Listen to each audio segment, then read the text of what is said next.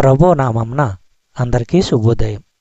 ఈరోజు దేవుని వాగ్దానము ఏమనగా, యోహాను సువార్త 5వ అధ్యాయము 23వ వచనము.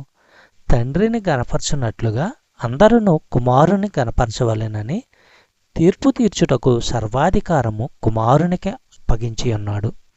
కుమారుని గనపరచిన వాడు ఆయన పంపిన తండ్రిని గనపరచడు. సహోదరులారా, తీర్పును యేసు ప్రభు చేతుల్లో పెట్టడంలో తండ్రి ఉద్దేశము చూడండి. తండ్రి అయిన దేవుణ్ణి గనపరిచినట్టుగానే మనుషులు యేసుని గనపరచాలి. కుమారుడిలో దేవుని తత్వము స్వభావము పరిపూర్ణంగా లేకపోతే తండ్రి గాని కుమారుడు గాని ఎన్నడూ ఇలా కోరరు. దేవునికి మాత్రమే చెందే ఘనతను సృష్టించబడిన ఎవరికి దేనికి మనుషులు ఇవ్వరాదు. యెషయా గ్రంథము 42వ అధ్యాయము 8వ వచనము మనము పరిశీలించినట్లయితే, యెహోవాను నేనే, ఇదే నా నామము, మరి ఎవనికిని నా మహిమను నేనిచ్చువాడను కాను, నాకు రావలసిన స్తోత్రమును విగ్రహములకు చెందనీయను.